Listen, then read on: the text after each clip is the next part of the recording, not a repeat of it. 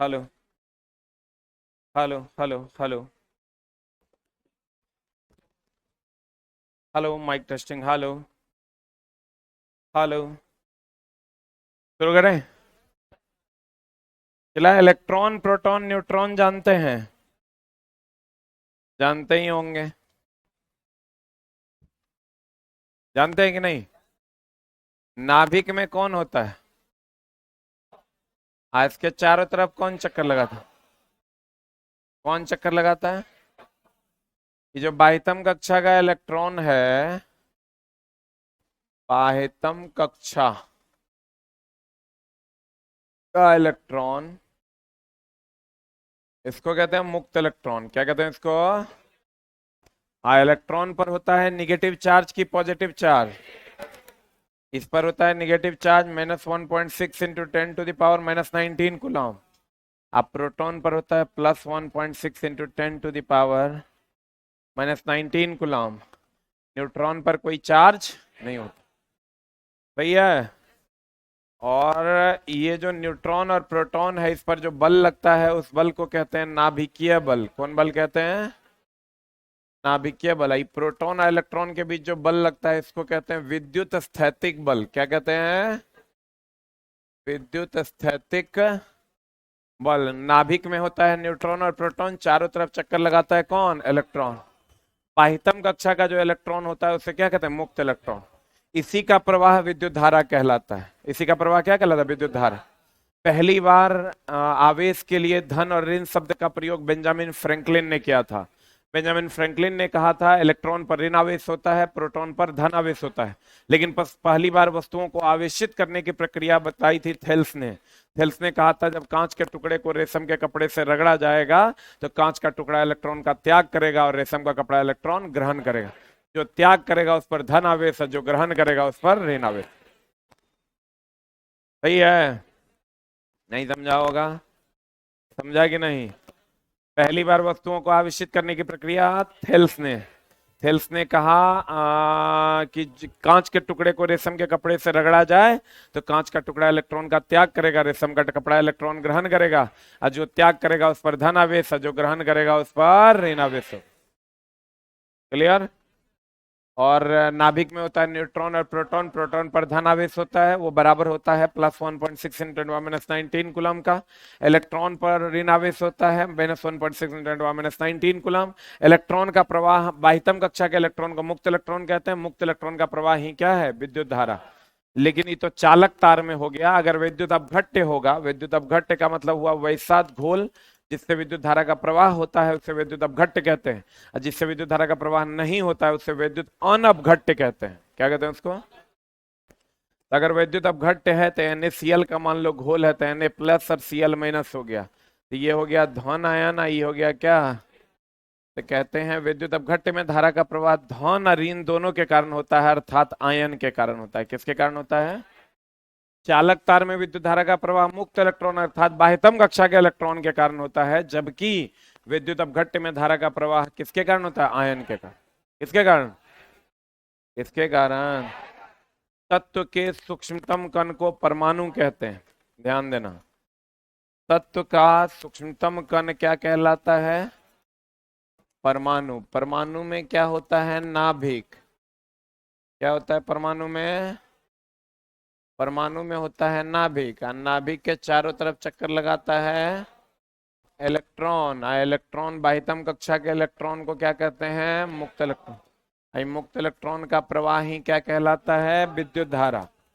मुक्त इलेक्ट्रॉन का प्रवाह विद्युत धारा कहलाता है चालक तार में। विद्युत अपघट्य में आयन का प्रवाह विद्युत धारा कहलाता है, अर्थात धन का भी और ऋण का।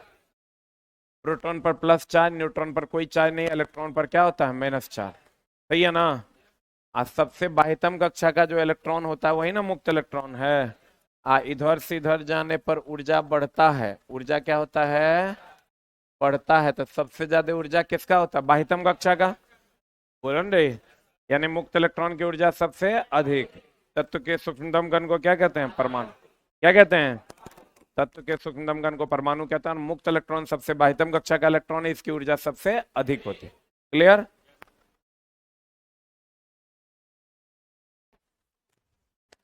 किसी पदार्थ का परमाणु, किसी पदार्थ का वह छोटा से छोटा कण जो रासायनिक क्रियाओं में भाग ले सके अथवा रासायनिक क्रियाओं के द्वारा पृथक किया जा सके, उसे क्या कहते हैं? परमाणु। यह प्रकृति में स्वतंत्र रूप में विद्यमान नहीं रहता है, अकेले नहीं रहता, किसी न किसी के साथ जुड़ा हुआ रहता है। अकेले इतना छोटा सा कण तुमको दिखाई दिया है क्या? इतना छोटा सा कण परमाणु जो है अकेले दिखाई दिया है? लोहा का परमाणु अपने में आपस में जुड़ल रहता है, अकेले नहीं होता है। यह मुख्यतः किससे बना होता है? Proton, neutron, electron. इसको हम लोग मौलिक कण भी कहते हैं। इन तीनों कणों को क्या कहते हैं? मौलिक कण। प्रोटॉन, न्यूट्रॉन और इलेक्ट्रॉन प्रकृति के मूल कण माने जाते हैं। प्रोटॉन और न्यूट्रॉन परमाणु के नाभिक में विद्यमान रहते हैं, जो परमाणु का केंद्रीय कौन भाग कहलाता है? सघन। ये प्रोटॉन और न्यूट्रॉन नाभिक में होता है, जो परमाणु का केंद्रीय सघन भाग यही ना है। प्रोटॉन पर प्लस 1.6 × 10⁻⁹ कूलम का आवेश होता है, न्यूट्रॉन आवेशहीन होता है। इलेक्ट्रॉन पर -1.6 × 10⁻⁹ का आवेश होता है। मुक्त इलेक्ट्रॉन, मुक्त इलेक्ट्रॉन मतलब बाह्यतम कक्षा का इलेक्ट्रॉन के अंदर वाला। अधिकांश धातुओं के अंतिम कक्षा में केवल 1 या 2 इलेक्ट्रॉन होते हैं, जिन्हें मुक्त इलेक्ट्रॉन कहा जाता है। इन नाभिक से दूर होता है कि नजदीक होता है? नाभिक से दूर होने के कारण ये लगभग मुक्त अवस्था में होते हैं, इसलिए इसे क्या कहते हैं? मुक्त इलेक्ट्रॉन। मुक्त इलेक्ट्रॉन के कारण ही आवेश चालक में एक सिरे से दूसरे सिरे तक जो इलेक्ट्रॉन पहुंचता है, किसके कारण? मुक्त इलेक्ट्रॉन के। इलेक्ट्रॉन का प्रवाह ही विद्युत धारा है। इलेक्ट्रॉन का प्रवाह क्या है? विद्युत धारा। ठोस धातु के तार में विद्युत धारा का प्रवाह किसके कारण? मुक्त इलेक्ट्रॉन के कारण। जबकि विद्युत अपघट्य में धारा का प्रवाह किसके कारण? किसके कारण? आयन के। इलेक्ट्रॉन का प्रवाह, जैसे हम लोग कहते हैं इलेक्ट्रिसिटी, इलेक्ट्रिसिटी, तो इलेक्ट्रिक मतलब हो गया इलेक्ट्रॉन, और सिटी का मतलब हो गया flow. The flow of electron is called as electricity. The flow of electron is called as electricity. आवेश क्या है? चला, किसी पदार्थ का वह गुण है जैसे हम आवेश हैं। हम कैसे आवेश हैं? अगर हम किसी दूसरे को या तो अपनी ओर आकर्षित करेंगे या विकर्षित करेंगे। बताओ, अगर प्लस माइनस को क्या करेगा? आकर्षित करेगा। अब प्लस प्लस को क्या करेगा? विकर्षित करेगा। आवेश दो प्रकार का, एगो धन है, एगो ऋण। आवेश किसी पदार्थ का वह गुण है जिसके कारण वह किसी दूसरे को या तो अपनी ओर आकर्षित करता है या अपने से दूर विकर्षित करता है, अर्थात एक बल लगाता है। अर्थात एक क्या लगाता है? बल लगाता है। उसी को हम लोग क्या कहते हैं? आवेश। आवेश का सही मात्रक कूलॉम, इसका सीजीएस मात्रक स्टेट कूलॉम। इसका सीजीएस मात्रक स्टेट कूलॉम होता है। बताओ क्यू बराबर फॉर्मूला क्या होता है? आईटी। हाँ, इसका एक मात्रक एम्पियर सेकंड हो सकता है। आई का एम्पियर और टाइम का सेकंड। यह किसी पदार्थ का वह गुण है जिसके कारण कोई वस्तु वैद्युत आकर्षण या विकर्षण का अनुभव करता है। अगर समान आवेश होगा तो क्या होगा? विकर्षण। और समान आवेश होगा तो क्या होगा? आकर्षण। आवेश का ऐसा ही मात्रक क्या है? कूलॉम। इसका सीजीएस मात्रक क्या है? State Coulomb. इसे किससे प्रदर्शित करते हैं? सी से। आवेश को बताओ, क्यू बराबर आई टी होगा तो एम्पियर सेकंड होगा कि नहीं? इसका एक मात्रक एम्पियर सेकंड भी होता है। आवेश के लिए धन और ऋण शब्द का प्रयोग सर्वप्रथम किसने किया था? Benjamin Franklin. वस्तुओं को आवेशित करने की प्रक्रिया सर्वप्रथम किसने बताई? थेल्स ने। क्या बताया? थेल्स के अनुसार कांच के टुकड़े को रेशम के कपड़े से रगड़ा जाता है तो कांच का टुकड़ा इलेक्ट्रॉन का त्याग करने के कारण धन आवेशित तथा रेशम का कपड़ा इलेक्ट्रॉन ग्रहण करने के कारण ऋण आवेशित हो जाता है। कांच का टुकड़ा इलेक्ट्रॉन त्याग करने के कारण धन आवेशित, और रेशम का कपड़ा इलेक्ट्रॉन ग्रहण करने के कारण क्या हो जाता है? ऋण आवेशित हो जाता है। और जो त्याग करेगा उस पर धन आवेश, और जो ग्रहण करेगा उस पर ऋण आवेश। हाँ बताओ, साबुन के बुलबुले को अगर धन या ऋण आवेश आप दोगे ना तो ये इसके सतह पर जमा हो जाएगा। कहाँ जमा हो जाएगा? सतह पर जमा हो जाएगा तो उसका आकार बढ़ेगा कि घटेगा? क्यों सतह पर जमा हो जाएगा? क्योंकि उसके अंदर हवा है, और हवा विद्युत का कुचालक। हवा विद्युत का क्या है? कुचालक। अगर मान लो किसी साबुन के बुलबुले की त्रिज्या आर है, इसका पृष्ठ तनाव टी है, तो इसका जो प्रेशर होता है वो होता है 4T/R। साबुन के बुलबुले का दाब 4T/R होता है। T साबुन के बुलबुले का दाब है, T पृष्ठ तनाव है, R त्रिज्या है। हमको ही बताओ, जिसका त्रिज्या कम उसका दाब ज्यादा ना, जिसका त्रिज्या ज्यादा उसका दाब कम। तो कहते हैं साबुन के बुलबुले को जब धन या ऋण आवेश दिया जाता है तो वह उसके सतह पर जमा हो जाता है, जिसके कारण उसका आकार बढ़ जाता है। साबुन का बुलबुला पृष्ठ तनाव के कारण बड़ा हो जाता है। पृष्ठ तनाव कम होगा तो फैलेगा न रे, तो बड़ा हो जाता है। यदि अब बताओ, अगर दो साबुन का बुलबुला है, दो साबुन का बुलबुला है, एगो बड़ा है एगो छोटा है। अगर दो साबुन का बुलबुला है, एगो बड़ा है एगो क्या है, छोटा है, तो इसमें प्रेशर, त्रिज्या ज्यादा है तो प्रेशर क्या होगा, कम। इसका त्रिज्या कम है, प्रेशर ज्यादा होगा।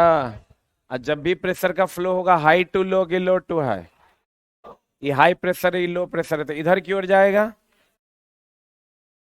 इसका प्रेशर इसमें न जाएगा, ये और बड़ा हो जाएगा, आई और छोटा हो, बड़ा वाला और बड़ा होगा, छोटा वाला और छोटा। अब देखो फिर समझा, त्रिज्या कम तो दाब ज्यादा, त्रिज्या कम दाब ज्यादा, एक त्रिज्या ज्यादा दाब कम, तो high pressure to low pressure में प्रेशर का फ्लो होगा तो इसका आकार क्या हो जाएगा, बढ़ेगा, बड़ा वाला और बड़ा हो जाएगा, छोटा वाला और छोटा हो जाएगा। जब दो साबुन के बुलबुले को आपस में सटाया जाता है तो बड़ा वाला बुलबुला और बड़ा होता है और छोटा वाला बुलबुला और छोटा, क्योंकि P बराबर फॉर्मूला क्या होता है, 40/, P दाब है, T पृष्ठ तनाव है और R क्या है, त्रिज्या। अब देखो, त्याग या ग्रहण किए गए इलेक्ट्रॉन की संख्या कितना, अगर हम कांच के टुकड़े से रेशम के कपड़े को रगड़ेंगे तो कितना त्याग होगा कितना ग्रहण होगा, उसका कितना आवेश जनरेट होगा। त्याग और ग्रहण करने से आवेश जनरेट होगा, एक पर धन और दूसरे पर ऋण। कितना आवेश जनरेट होगा उसका फॉर्मूला है Q बराबर एन ई। क्या फॉर्मूला, Q है उत्पन्न आवेश, Q क्या है, Q क्या है, N क्या है, त्याग या ग्रहण किए गए इलेक्ट्रॉन की संख्या, त्याग या ग्रहण किए गए इलेक्ट्रॉन की संख्या। ई इलेक्ट्रॉन पर का चार्ज है 1.6 इंटू 10⁻⁻19 को, हाँ विथ माइनस, इलेक्ट्रॉन पर का क्या है, चार्ज। एक और फॉर्मूला हम बताए थे, Q बराबर क्या होता है, आई टी। तो बताओ इस दोनों का LHS बराबर रहता है, RHS बराबर होगा, NE बराबर IT होगा, N बराबर IT बाय E होगा, बोलबे नहीं करेगा। Q क्या है उत्पन्न आवेश, N क्या है त्याग या ग्रहण किए गए इलेक्ट्रॉन की संख्या, E क्या है इलेक्ट्रॉन पर का चार्ज। आई का मान अगर मान लो 1 एम्पियर हो, टाइम का मान लो 1 सेकंड हो, इलेक्ट्रॉन पर का चार्ज अगर 1.6 × 10⁻⁻19 कूलम हो, तो 6.25 इंटू 10⁻18 होता है। यानी अगर 1 एम्पियर की धारा 1 सेकंड के लिए प्रवाहित हो तो त्याग या ग्रहण किए गए इलेक्ट्रॉन की संख्या कितनी होगी। ये डायरेक्ट वैल्यू याद रखो, एकांक एम्पियर की धारा अगर 1 सेकंड के लिए प्रवाहित हो तो त्याग या ग्रहण किए गए इलेक्ट्रॉन की संख्या 6.25 इंटू 10⁻, कितना होता है, 18 होता है। क्लियर। Q बराबर होता है एन ई, Q उत्पन्न आवेश है, N त्याग या ग्रहण किए गए इलेक्ट्रॉन की संख्या है, E इलेक्ट्रॉन पर का क्या है, आवेश। अब चला एकदम बढ़िया से देख लो, नाभिक में कौन होता है, न्यूट्रॉन प्रोटॉन, चारों तरफ कौन चक्कर लगाता है, इलेक्ट्रॉन। कौन चक्कर लगाता है, बाह्यतम कक्षा के इलेक्ट्रॉन को मुक्त इलेक्ट्रॉन कहते हैं। बाह्यतम कक्षा के इलेक्ट्रॉन को क्या कहते हैं, मुक्त इलेक्ट्रॉन कहते हैं। नाभिक में कौन होता है, न्यूट्रॉन और प्रोटॉन। कौन होता है, नाभिक में कौन बल लगता है, नाभिकीय बल। नाभिक में कौन बल लगता है, नाभिकीय बल। इलेक्ट्रॉन और प्रोटॉन के बीच लगता है विद्युत स्थैतिक बल। लिख लो इसको।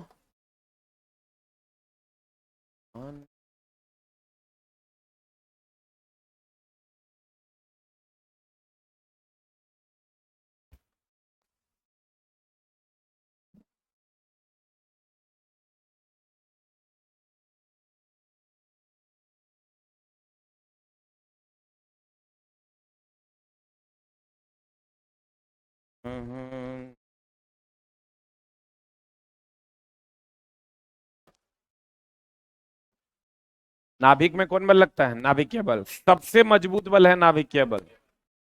सबसे मजबूत बल कौन है, नाभिकीय बल। एएलपी का चला अपडेट दिया है, अगर फॉर्म वॉर्म भरने में कोई मिस्टेक हो गया है तो आप 30 तारीख तक अपडेट कर लीजिए। 30 है कि 27? 30 है ना? 31 है? 31 तारीख तक है शायद। अपडेट कर लीजिए अगर फॉर्म भरने में कोई मिस्टेक हुआ है तो।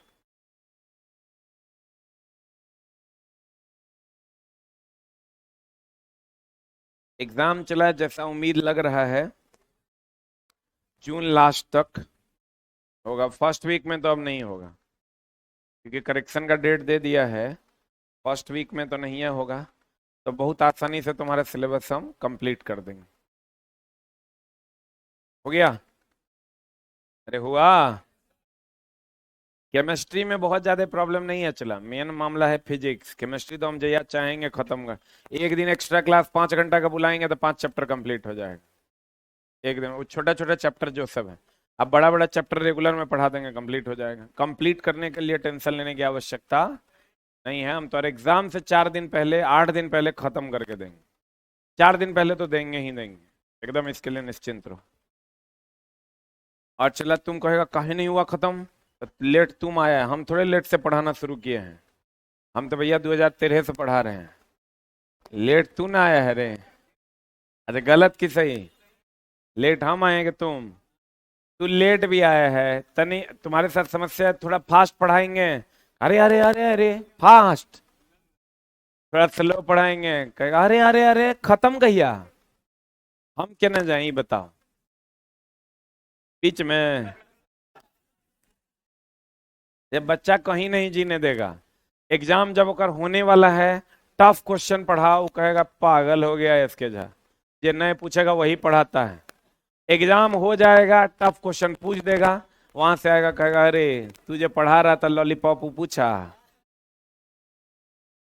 बच्चा तो न है न जीने देगा और न होने जीने देगा। हम लोग भैया कोशिश करते हैं कि हिसाब किताब लगा के कंप्लीट किया जाए, न तो तुम लेट भी आएगा। अब यो एएलपी का कोर्सो लेता है, अगले दिन फोन करता है खत्म हो पाएगा कि ना। एकदम पगला है रे।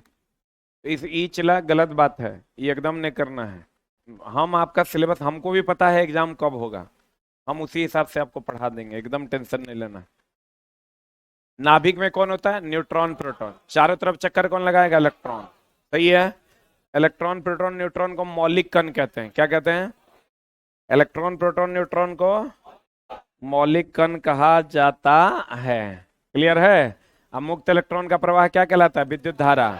मुक्त इलेक्ट्रॉन का प्रवाह विद्युत धारा कहलाता है। बोलो हाँ। विद्युत अपघट्य में धारा का प्रवाह आयन के कारण, विद्युत अपघट्य जिससे विद्युत धारा का प्रवाह हो, विद्युत अनअपघट्य जिससे विद्युत धारा का प्रवाह ना हो।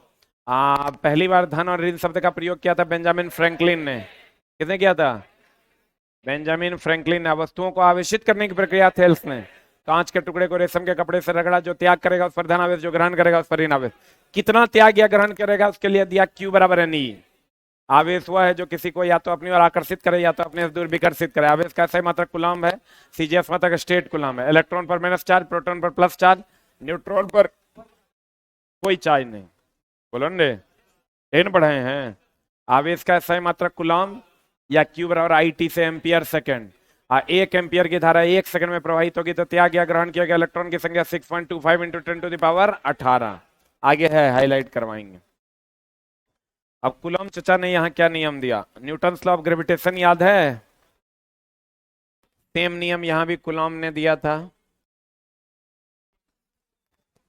कूलम्ब चचा ने नियम दिया कि अगर दो आवेश Q1 और Q2 एक दूसरे से r दूरी पर हो तो इनके बीच लगने वाला आकर्षण बल इनके आवेश के गुणनफल का समानुपाती तथा इनके बीच की दूरी के वर्ग का व्युत्क्रमानुपात। दोनों को साथ में लेके अगर चलेंगे तो F समानुपाती हो जाएगा Q1 Q2 बट्टा R। बोलो हाँ।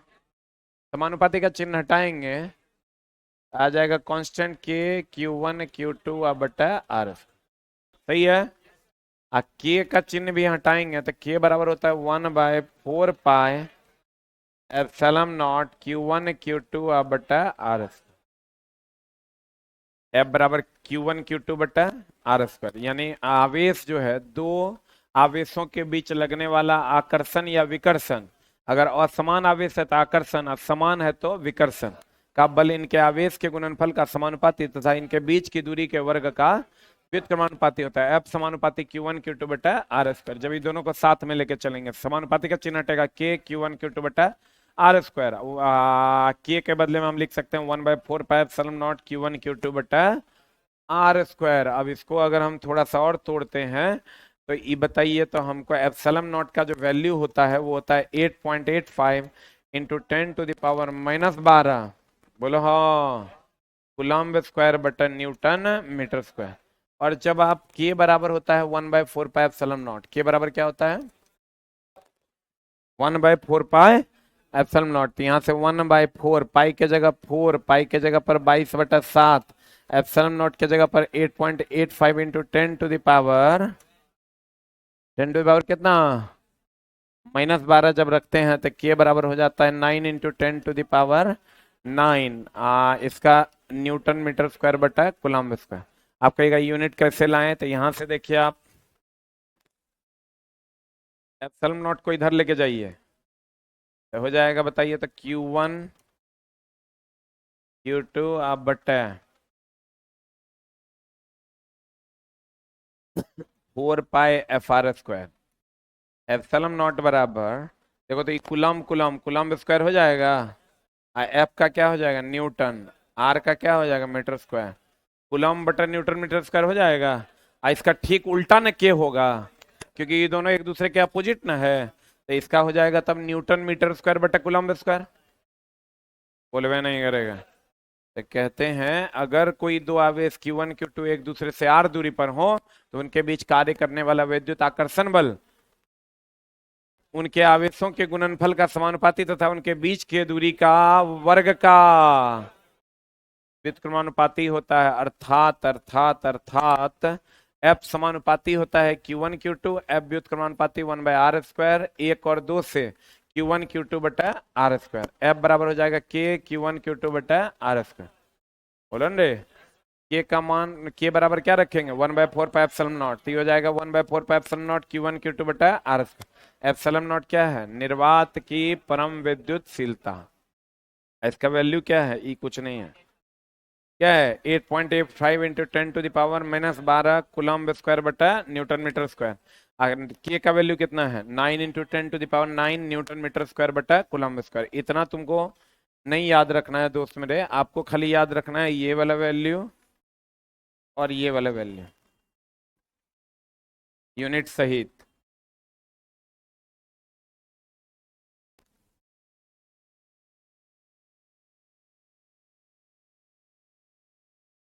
यूनिट सहित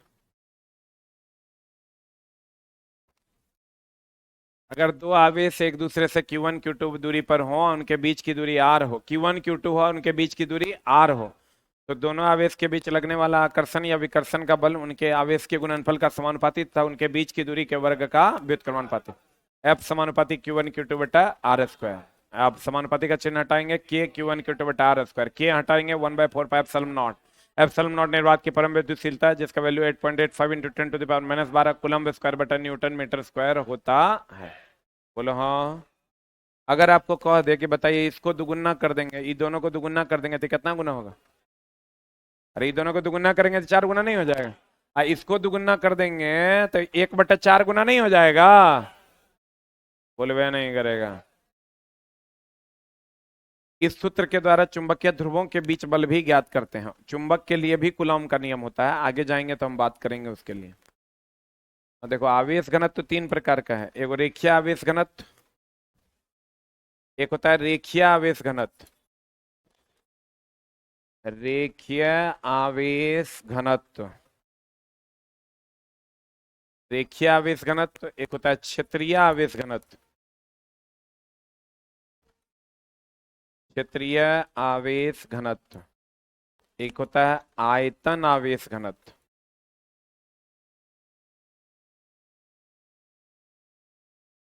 रेखीय आवेश घनत्व, क्षेत्रीय आवेश घनत्व, आयतन आवेश घनत्व। रेखीय आवेश घनत्व को हम लोग लेमडा से डिनोट करते हैं, क्षेत्रीय आवेश घनत्व को सिग्मा से, आयतन आवेश घनत्व को रो से, ये होता है Q बटा L, ये होता है Q बटा A, ये होता है Q बटा V।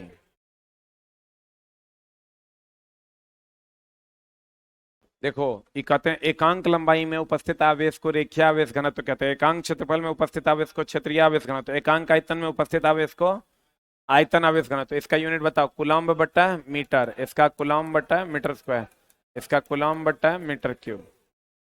बोलो हाँ। आवेश विद्युत धारा एक अदिश राशि है, कौन राशि है, कौन राशि है, धारा अदिश राशि है, धारा घनत्व सदिश राशि, ठीक है। रेखीय आवेश घनत्व, प्रति एकांक लंबाई में कुल आवेश की मात्रा को रेखीय आवेश घनत्व कहते हैं। लैम्डा बराबर Q बाय L, कूलम्ब बटा मीटर, कूलम्ब बटा मीटर। सतहीय या क्षेत्रीय आवेश घनत्व, प्रति एकांक क्षेत्रफल पर कुल आवेश की मात्रा को सतहीय आवेश घनत्व कहते हैं। सिग्मा बराबर Q बाय A, कूलम्ब बटा मीटर स्क्वायर, कूलम्ब पर मीटर स्क्वायर। आयतन आवेश घनत्व, प्रति एकांक आयतन पर कुल आवेश की मात्रा, प्रति एकांक आयतन पर कुल आवेश की मात्रा को आयतन आवेश घनत्व, कूलम्ब बटा क्या हो जाएगा, मीटर क्यूब, कूलम्ब पर मीटर क्यूब। बोलो हाँ। देखो आवेश घनत्व कितने प्रकार का, 3। रेखीय आवेश घनत्व, क्षेत्रीय आवेश घनत्व, आयतन आवेश घनत्व। रेखीय आवेश घनत्व होता है एकांक लंबाई में उपस्थित आवेश की मात्रा को रेखीय आवेश घनत्व, एकांक क्षेत्रफल में उपस्थित आवेश की मात्रा को क्षेत्रीय आवेश घनत्व, एकांक आयतन में उपस्थित आवेश की मात्रा को आयतन आवेश घनत्व। बोलो हाँ। ये हो जाएगा कूलम्ब बटा मीटर, ये कूलम्ब बटा मीटर स्क्वायर, कूलम्ब बटा मीटर क्यूब। बोलो बोलो आ एक चीज लिख लो कहीं पर, धारा यानी विद्युत धारा अदिश राशि है, धारा घनत्व एक सदिश राशि है। धारा अदिश राशि है और धारा घनत्व क्या है, सदिश राशि है। धारा एक अदिश राशि है और धारा घनत्व क्या है, सदिश राशि। विद्युत धारा क्या है, अदिश, और धारा घनत्व क्या है, सदिश। बताओ नाभिक में कौन होता है, न्यूट्रॉन और प्रोटॉन। चारों तरफ कौन चक्कर लगाता है, इलेक्ट्रॉन। बाह्यतम कक्षा के इलेक्ट्रॉन को मुक्त इलेक्ट्रॉन कहते हैं, क्या कहते हैं, मुक्त इलेक्ट्रॉन का प्रवाह ही विद्युत धारा है। क्या है, विद्युत अपघट्ट में विद्युत धारा का प्रवाह आयन के कारण, धन और ऋण दोनों। अब पहली बार धन और ऋण शब्द का प्रयोग कौन किया, बेंजामिन फ्रैंकलिन। पहली बार आवेशित करने की प्रक्रिया थेल्स, किसने बताई, थेल्स ने। जो त्याग करेगा उस पर धनावेश, जो ग्रहण करेगा उस पर ऋण आवेश, जो त्याग करेगा उस पर धनावेश, जो ग्रहण करेगा उस पर ऋण आवेश। क्लियर है, बोलो रे। कूलम्ब का आवेश का सही मात्रा कूलम्ब, सीजीएस मात्रा का स्टेट कूलम्ब। बोलो हाँ। त्याग या ग्रहण किया गया इलेक्ट्रॉन की संख्या Q बराबर Ne, Q बराबर क्या, Ne, जहाँ N त्याग या ग्रहण किया गया इलेक्ट्रॉन की संख्या। सही है। और रेखीय आवेश घनत्व तो लैम्डा बराबर Q बाय L, सिग्मा बराबर Q बाय A, आयतन Q बाय V। बोलो हाँ, क्लियर है। रेखीय आवेश घनत्व, क्षेत्रीय आवेश घनत्व और आयतन आवेश घनत्व। सही है, बोलवे नहीं करेगा। Q बाई क्या हो जाएगा, V, कूलम्ब बटा मीटर क्यूब, कूलम्ब बटा क्या, मीटर क्यूब। रेखीय आवेश घनत्व, क्षेत्रीय आवेश घनत्व और आयतन आवेश। सही है। पहली बार धन और ऋण शब्द का प्रयोग कौन किया, बेंजामिन फ्रैंकलिन। किसने किया, जो त्याग करेगा उस पर धन आवेश, जो ग्रहण करेगा उस पर ऋण आवेश, इलेक्ट्रॉन पर ऋण आवेश, प्रोटॉन पर धन आवेश, न्यूट्रॉन पर कोई आवेश नहीं होता। नाभिकीय सघन भाग कौन है, परमाणु का सघन भाग कौन है, नाभिक। कौन है, नाभिक ना। परमाणु का केंद्रीय सघन भाग कौन है, नाभिक। इलेक्ट्रॉन प्रोटॉन न्यूट्रॉन को मूल कण कहते हैं, तत्व के सूक्ष्मतम कण को क्या कहते हैं, परमाणु। परमाणु अकेले उपस्थित नहीं होता, रासायनिक अभिक्रिया में भाग लेता है। एफ बराबर क्या होता है, के Q1 Q2 बटा आर स्क्वायर। के को हटाएंगे तो 1/4 pi epsilon not Q1 Q2 बटा आर स्क्वायर। एप्सिलॉन नॉट का वैल्यू 8.85 × 10⁻12 कूलम्ब स्क्वायर बटा न्यूटन मीटर स्क्वायर। बोलो रे, नहीं समझा तो तुमको कह देगा आवेश को दुगुना कर देंगे Q1 Q2 को, तो एफ का मान कितना गुना हो, 4 गुना हो जाएगा। क्लियर। आज की कार्रवाई यहीं तक। Thank you very much.